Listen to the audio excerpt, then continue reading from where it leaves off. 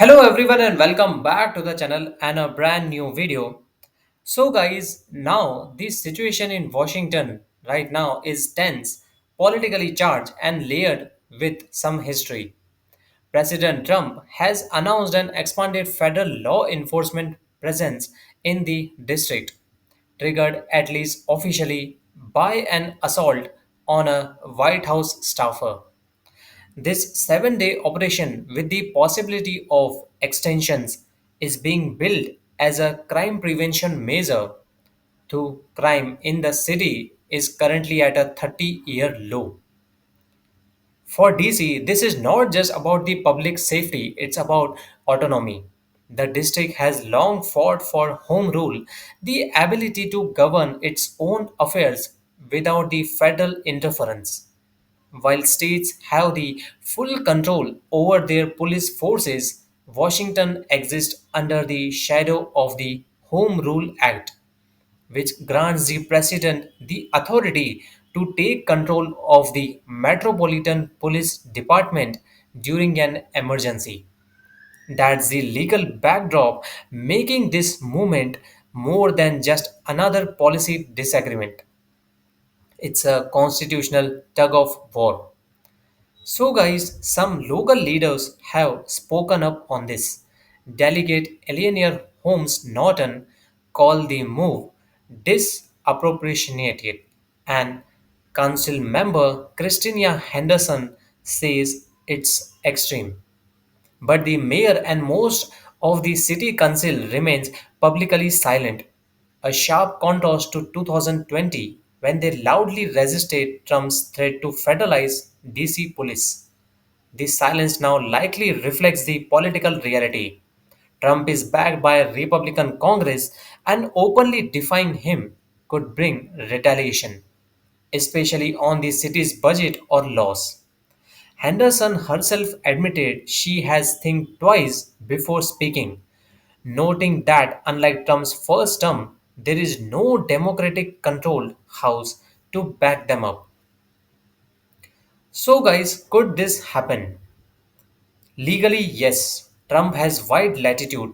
Federal agencies like the Park Police, Homeland Security Investigations, ATF, and the others already operate heavily in DC. And while states can reject such interventions, DC cannot. If Trump decides to federalize the police force, he can do so temporarily under the Home Rule Act, claiming an emergency exists. This is why critics warn that the city is unlikely vulnerable to federal overreach. So, guys, what could happen next? Will hang on whether this remains a short term patrol or escalates into a full takeover of local policing. Trump has hinted at more dramatic measures and even floated ideas about interfering in unrelated local matters, like blocking the NFL stadium deal unless the Washington Commanders revert to their old controversial name. And that raises the possibility that this move isn't just about the crime, but about consolidating influence over the city's decisions from public safety to real estate development. So, guys, where do I stand on this? This feels like a targeted crime fighting mission and more like a show of power. Yes, public safety matters, but deploying federal forces in a city with historically low crime suggests a political play, especially when tied to a single high profile incident. And Washington is more than just a capital. It's home to 7 lakh people who already lack voting representation in Congress. Moves like this underscore how fragile their autonomy really is. Whether you view Trump's decision as a strong leader taking decisive action or as a calculated political intrusion probably depends on your broader political lens.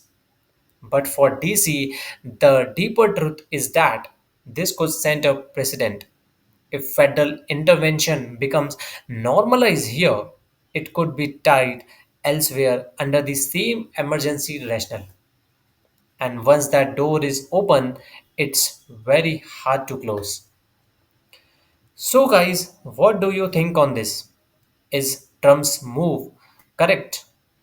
Or what is your else suggestion on this? Let us know your thoughts in the comments. And thank you so much for watching, and I will see you guys in the next video.